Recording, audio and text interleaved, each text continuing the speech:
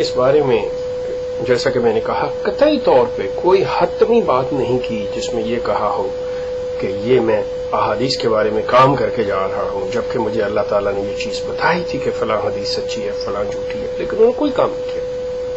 اب بات یہ ہے کہ دنیا کے ممالک آپ کو، جماعت احمدیہ کو، مرزا صاحب کے ماننے والوں کو غیر مسلم قرار دے رہے ہیں، اور آپ اس چیز کی ضد پر ہیں کہ آپ مسلمان ہیں، جبکہ آپ خود ان فیصلوں کے لیے کہ جی ہمیں مسلمان یا غیر مسلم قرار دیا جائے، آپ وہاں پہ جاتے ہیں، اپنا کیس لے کے جاتے ہیں، اور بعد میں جواز یہ دیتے ہیں، یہ آپ جسے کہنا چاہیے کہ بہانہ، یہ آپ ایکسکیوز یہ دیتے ہیں کہ نہیں جی ہمیں تو زبردستی بلایا گیا، ہم کیوں نہ جائیں، ہم بڑے قانون کے پابند ہیں۔ دیکھیے یہ چیزیں نہیں ہیں، بات دراصل یہ ہے آپ جو بھی ہیں یہ آپ کو پتا ہے، لیکن آپ کا ایک دعویٰ ہے، دعویٰ یہ ہے کہ آپ مرزا غلام احمد صاحب قادیانی کو امام مہدی اور مسیح موعود مانتے ہیں، اور مانتے ہیں بیسڈ آن احادیث۔ احادیث کے مطابق آپ کو جرأت سے، ہمت سے کام لینا ہوگا۔ سب سے بڑی بات یہ ہے کہ سچائی سے کام لینا ہوگا آپ کو۔ یقین کیجئے منافقت سے کام نہیں چلے گا۔ میں آپ سے عرض کر دوں کہ آپ اس وقت تک منافقت سے کام لے رہے ہیں، آپ سچائی سے قطعی کام نہیں لے رہے۔ اگر آپ سچائی سے کام لے رہے ہیں تو اپنے آپ میں جرأت پیدا کیجئے اور کہیں کہ یہ فلاں فلاں حدیث جو ہے یہ غلط ہے۔ آپ کہیں کہ آپ ہم بانگ دہل کہتے ہیں، آپ کہیں سینے پہ ہاتھ مار کے کہیں کہ ہم یہ کہتے ہیں کہ یہ حدیث غلط ہے، اور بیسڈ آن وٹ کہ یہ اس معیار پہ پوری نہیں اترتی، اس پہ بحث کیجئے، اس چیز کے اوپر بتائیے، دلیل دیجئے کہ یہ حدیث جو ہے یہ اس سچائی کے معیار پہ پوری نہیں اترتی، لہذا ہم کہتے ہیں کہ یہ حدیث غلط ہے۔ اور جس حدیث کے اوپر آپ اپنی بنیاد رکھ رہے ہیں، جس پر آپ مرزا صاحب کو صحیح اور سچا ثابت کر رہے ہیں، آپ ان کے بارے میں بتائیں کہ یہ حدیث جو ہے یہ بالکل صحیح ہے اور اسے ہم اس بنیاد پہ سچ کہہ رہے ہیں۔ بات کو واضح آپ کیوں نہیں کرتے؟ دو حرفی بات ہے، اس میں کوئی لمبی چوڑی بات نہیں ہے۔ آپ ان احادیث کو غلط قرار دیجئے، یہ حوصلہ پیدا کیجئے، یہ سچائی اور ہمت اپنے اندر پیدا کیجئے۔ مرزا صاحب کی طرح نہ کیجئے۔ میں آپ سے عرض کروں، مرزا صاحب قطعی طور پہ اس معاملے میں بہادر آدمی نہیں تھے۔ وہ وقت کی، زمانے کی ہوا دیکھ کے چلتے تھے۔ وہ اپنے ساتھ لبی کا لفظ بھی استعمال کرتے تھے، اور ساتھ ہی جب وہ خطرہ ہوتا تھا تو فوراً پچھلا دروازہ وہ کھلا رکھتے تھے۔ وہ فوراً کہتے تھے کہ نہیں مجھے نہیں منظور کہ میں اپنے مسلمان بھائیوں کو ناراض کروں۔ اچھا احمدی لفظ جو ہے نا، مسلمان جو لفظ ہے اسے جو نبی کا لفظ ہے اسے کاٹا ہوا تصور کر لیں۔ او جی آپ ایسے کریں نبی کو، نہیں میں نہیں پسند کرتا آپ کے دلوں کی دل آزاری کرنا، آپ نبی کا لفظ کو کاٹا ہوا خیال کریں۔ آپ مرزا صاحب کی طرح کی بات نہ کریں۔ میں آپ کو بتاؤں، آپ اس دور میں، اس زمانے میں آپ دلیل اور عقل کے ساتھ ڈیل کر رہے ہیں۔ آج کا دور جو ہے وہ کچھ اور ہے، مرزا صاحب کا دور کچھ اور تھا۔ آپ کو اس معاملے میں آپ کو یہ چیز آنی پڑے گی، یہ کرنی پڑے گی آپ کو۔ آپ اس سلسلے میں اپنی بات جو ہے وہ واضح اور صاف رکھیے تاکہ لوگوں کو فیصلہ کرنے میں آسانی ہو، اور آپ کی نئی نسل کو یہ جو کنفیوژن ہے کہ کیا ہم صحیح ہیں یا نہیں ہیں، یہ ہم سے ایسا سلوک کیوں کیا جاتا ہے، ان کو سمجھنے میں، ان کو سوچنے میں، ان کو فیصلہ کرنے میں آسانی ہو۔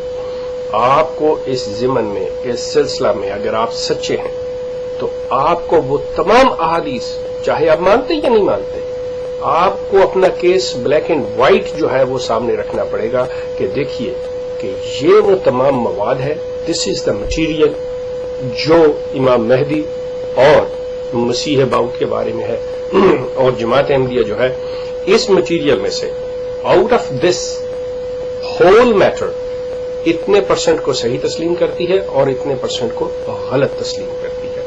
اگر صحیح تسلیم کرتی ہے تو بیسڈ آن وٹ، اور اگر غلط تسلیم کرتی ہے تو بیسڈ آن وٹ۔